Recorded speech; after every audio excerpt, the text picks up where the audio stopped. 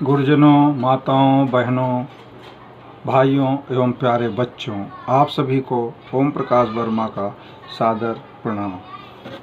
दोस्तों, आज हम सभी भारतवासी सहित विश्व की संपूर्ण मानव जाति कोरोना वायरस की महामारी से एकजुट होकर संकट की इस घड़ी में अनेकों कठिनाइयों का सामना करते हुए सीमित संसाधनों के बावजूद एक सकारात्मक सोच और उम्मीद के साथ अपने जीवन रक्षा तथा मानव जाति की अस्तित्व की लड़ाई लड़ रहे हैं। दोस्तों, इस लड़ाई में मुख्य रूप से हमारे वर्तमान समय के अनेकों साक्षात देवता फरिश्ते जैसे डॉक्टर, सफाई कर्मी, पुलिस, मीडिया कर्मी, सभी आवश्यक वस्तुओं की आपूर्ति करने वाले भाई बहन, अनेकों समाज सेवी, सभी रात दिन अपनी जान की बाजी लगाकर बिना परवाह किए हम सभी की ज़िंदगियों को बचाने के लिए मेहनत कर रहे हैं। दोस्तों, हम सभी का कर्तव्य बनता है कि इस मुसीबत की घड़ी में जो लोग सक्षम हैं, सड़कों पर बिना भीड़ किए अपने चेहरों को मास्क से अथवा कपड़ों से अच्छी तरह ढक कर एक दूसरे से उचित दूरी बनाकर अपने आसपास मजबूर, लाचार, बेसहारा व्यक्तियों की मदद करें या शासन प्रशासन द्वारा मदद पहुंचाने का प्रयास करें। दोस्तों, कोरोना महामारी की इस लड़ाई के अपने इन योद्धाओं का अभिवादन एवं स्वागत करने के लिए, इनका हौसला बढ़ाने के लिए माननीय प्रधानमंत्री जी इसी लॉकडाउन के प्रारंभ में संपूर्ण देशवासियों का आह्वान किया था कि अपने इन योद्धाओं का हम सभी 15 मिनट के लिए घंटा, शंख, थाली, कटोरी, ताली बजाकर उनका अभिवादन करेंगे, स्वागत करेंगे। दोस्तों, पूरे देश में माननीय प्रधानमंत्री जी के आह्वान पर सभी देशवासियों ने इस लड़ाई के प्रमुख योद्धाओं का स्वागत एवं अभिवादन किया था। दोस्तों, आप सभी देशवासियों का बहुत बहुत धन्यवाद। कल सुबह एक बार फिर माननीय प्रधानमंत्री जी हम सभी भारतवासियों का आह्वान किया है कि 5 अप्रैल को रात्रि 9 बजे 9 मिनट के लिए हम सभी एक साथ अपने घरों की लाइटें बंद करके सभी देशवासी इस कोरोना महामारी की लड़ाई में अपने घर के आगे दीपक जलाकर, बालकनी में मोमबत्ती जलाकर, मोबाइल की टार्च जलाकर उस प्रकाश पुंज में महापर्व की तरह हम सभी यह संकल्प लें कि हम अकेले नहीं हैं, बल्कि इस मुसीबत की लड़ाई में 130 करोड़ देशवासी एक दूसरे के साथ हैं। अपने प्रधानमंत्री जी का धन्यवाद करना चाहिए और उनका साथ देना चाहिए। वह इस कोरोना वायरस की महामारी से उबरने के लिए बार बार नए नए तरीके से हम सभी को एकजुट करके एक सूत्र में बांधने का अपनी तरफ से पूरा प्रयास कर रहे हैं और हमें भी पूरा विश्वास है कि हम सभी भारतवासी अपने प्रधानमंत्री जी के साथ उनके मार्गदर्शन में इस महामारी की लड़ाई में अवश्य विजयी होंगे। दोस्तों, अब से कुछ दिनों पहले तक अपने देश में एक महाबीमारी पोलियो भी आई थी, जिसका हम सभी देशवासियों ने विश्व स्वास्थ्य संगठन के सहयोग से मजबूती के साथ अपने पूर्व प्रधानमंत्रियों के कुशल नेतृत्व में सामना किया था। आज अपने देश में पोलियो जड़ से समाप्त हो गई। दोस्तों, हमारा यही कहना है कि हम सभी एकजुट रहेंगे तो कोरोना को भी एक दिन हम अपने देश से अवश्य भगा देंगे। दोस्तों, जब कुछ दिनों में अपने देश से कोरोना ख़त्म हो जाएगा तो हमारा आप सभी से और अपने प्रधानमंत्री जी से भी हाथ जोड़कर निवेदन है कि एक और महाविनाशकारी, बहुत ही खतरनाक लड़ाई में आप सभी इतनी तत्परता से, इतनी लगन से और मजबूती से नेतृत्व करेंगे और मार्गदर्शन भी करें।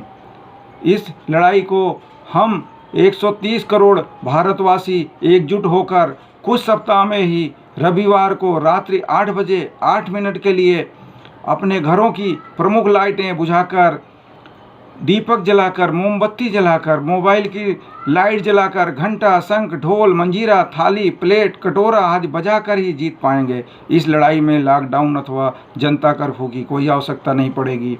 इस बीमारी का जन्म आज से 5 सदी पहले अंग्रेजी हुकूमत के समय में हुआ था। दोस्तों, हम आप सभी को यह विश्वास दिलाता हूं कि यह महाबीमारी अपने जन्म के समय से आज तक प्रत्येक वर्ष 90% भारतवासियों का जीवन नर्क बना रही है। प्रत्येक वर्ष लाखों भारतवासियों को अलग अलग रूप में अकाल मृत्यु की मुंह में ज़बरदस्ती खींच ले जाती है। लेकिन अपने देश का दुर्भाग्य है कि इस महाबीमारी की लड़ाई में हम सभी भारतवासी और हमारे प्रधानमंत्री जी भी जिस प्रकार आज कोरोना से तत्परता और मजबूती से लड़ रहे हैं, इनसे पहले के प्रधानमंत्रियों के नेतृत्व में हम सभी जिस प्रकार पोलियो से निर्णायक लड़ाई लड़ी थी, इतनी तत्परता और मजबूती से 5 सदियों पुरानी इस महाबीमारी की लड़ाई को हराने के लिए आज तक किसी नेतृत्व ने ना तो इतनी तत्परता दिखाई है, ना आज तक किसी का इतना पक्का इरादा ही दिखाई देता है। नहीं तो कम से कम देश की आज़ादी के बाद तो यह बीमारी कुछ सप्ताह, नहीं तो कुछ महीने में, नहीं तो कुछ वर्षों में अवश्य भाग गई होती। दोस्तों, अब आप सभी सोच रहे होंगे कि इस महाबीमारी का नाम क्या है, इसको पहचानने के लक्षण क्या हैं। दोस्तों, हमारा पक्का दावा है, इस महाबीमारी से अब तक आप और आपका परिवार भी अछूता नहीं है। इस महाबीमारी का नाम दिल थाम कर सुनिए, इस महाबीमारी का नाम है भ्रष्टाचार। भ्रष्टाचार, सिर्फ और सिर्फ भ्रष्टाचार। दोस्तों, अब आप सभी इस महाबीमारी के खतरनाक और भयंकर लक्षण सुनिए और स्वयं अनुभव कीजिए कि इस महाबीमारी ने स्वयं आपका, आपके परिवार का, आपके रिश्तेदारों का, अपने 90% भारतवासियों का जान माल का अब तक कितना नुकसान कर चुकी है, जिसके कारण आज भी प्रत्येक वर्ष डायरेक्ट एवं इनडायरेक्ट करोड़ों भारतवासी अकाल मृत्यु के मुंह में भेज दिए गए हैं, जबकि इनकी अनमोल जिंदगियों को हम सभी एकजुट होकर आसानी से बचा सकते थे। इस महाबीमारी के कारण देश की कानून व्यवस्था ध्वस्त हो गई है, न्याय व्यवस्था गूंगी, बहरी और अंधी हो गई है। प्रत्येक वर्ष अनेकों महामारियों से कई गुना अधिक हजारों की तादाद में बहन बेटियां दुराचार करके मारी जाती हैं। हजारों आम नागरिक, पुलिसकर्मी, सैनिक, आतंकवाद, नक्सलवाद, विभिन्न प्रकार के दंगों, चोरी, डकैती, लूट, छीना झपटी में मारे जाते हैं। इसी महाबीमारी के कारण देश की आज़ादी से आज तक अपने देश की बड़ी बड़ी बैंकों का नामो निशान मिट चुका है। बड़ी बड़ी फाइनेंस कंपनियां समय समय पर जानबूझकर फर्जी एवं दिवालिया घोषित कर दी जाती हैं। देश की 90% जनता के साथ बार बार ठगबाजी करके उनकी कमर तोड़कर लाचार और गरीब बनाने के लिए षड्यंत्र रचकर उनके साथ धोखा किया जाता है, जिसके कारण आज अपने देश की अर्थव्यवस्था को लकवा मार गया है। यह महाबीमारी देश की स्वास्थ्य व्यवस्था को कैंसर के नासूर की तरह सड़ाकर धीरे धीरे मरने के लिए मजबूर करती जा रही है। यह महाबीमारी देश की वैज्ञानिक पद्धति की शिक्षा व्यवस्था में घुसकर शिक्षा व्यवस्था को बर्बाद करके देश के युवाओं को अंधभक्ति, अंधविश्वास, पाखंड, आडंबर मानने और करने पर मजबूर कर देती है, जिससे देश की जनसंख्या बहुत तेज़ी के साथ बढ़ती जा रही है और देश में सभी तरह की अव्यवस्था फैलती जा रही है। इस महाबीमारी को अपने देश से भगाने के लिए बड़ी बड़ी मंचों से, अपने देश की संसद में भी देश की आज़ादी से आज तक अनेकों बार लंबे लंबे भाषण दिए जाते हैं। इस महाबीमारी पर अपने वर्तमान प्रधानमंत्री जी भी अब तक काफ़ी भाषण दे चुके हैं। अपने वर्तमान कानून व्यवस्था के अंतर्गत माननीय प्रधानमंत्री जी ने इस महाबीमारी को भगाने का अनेकों प्रयास भी करते रहते हैं, लेकिन इस तरह के प्रयासों से यह महाबीमारी भागने में कई सदियां लग जाएंगी। इस महाबीमारी को भगाने के लिए बड़े बड़े आंदोलन हुए।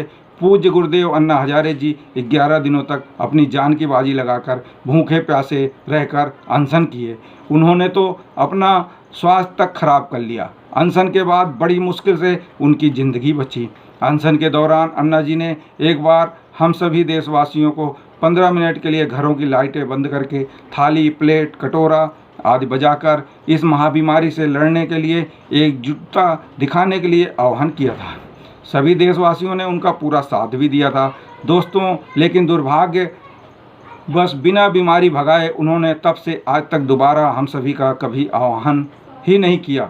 अपने योग गुरु बाबा रामदेव जी भी इस महाबीमारी से लड़ने के लिए काफ़ी अनशन किया था और आंदोलन भी चलाए थे। उनका आंदोलन पुलिस प्रशासन की बर्बरता का शिकार भी हुआ था। उनकी एक आंदोलनकारी बहन राजबाला पुलिस बर्बरता के कारण शहीद भी हो गई। उनका शहादत आज भी बेकार ही जा रहा है। हम उनकी शहादत को नमन करते हैं, लेकिन क्या कहें, इस बीमारी को भगाने के लिए बाबा जी भी अब कोई आंदोलन नहीं चला रहे हैं।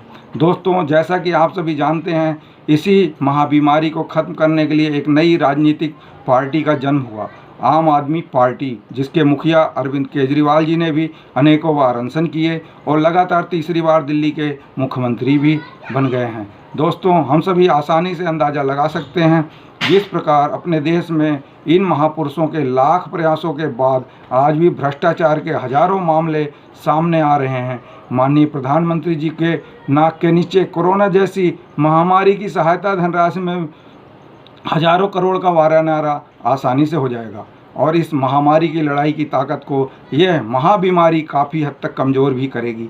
दोस्तों, जब तक अपने देश से भ्रष्टाचार, गुंडागर्दी, चोरी, डकैती, हत्या खत्म नहीं होती, कानून व्यवस्था, न्याय व्यवस्था सही नहीं होती, हमारी बहन बेटियां, आम नागरिक, पुलिस, हमारे सैनिक सुरक्षित नहीं होते हैं, तब तक दोस्तों हम सब मिलकर इस महाबीमारी की लड़ाई को प्रत्येक हफ्ते रविवार को रात्रि 8 बजे 8 मिनट के लिए अपने घरों की लाइटें बुझाकर, दीपक जलाकर, मोमबत्ती जलाकर, मोबाइल की लाइट जलाकर, घंटा, शंख, ढोल, मंजीरा, थाली, प्लेट, कटोरा, ड्रम आदि बजाकर हम लोग पूरे देश के सभी देशवासी एकजुट होकर इस लड़ाई को भी हम सभी लगातार लड़ते रहेंगे और एक दिन इस लड़ाई को हम सभी अवश्य जीतेंगे।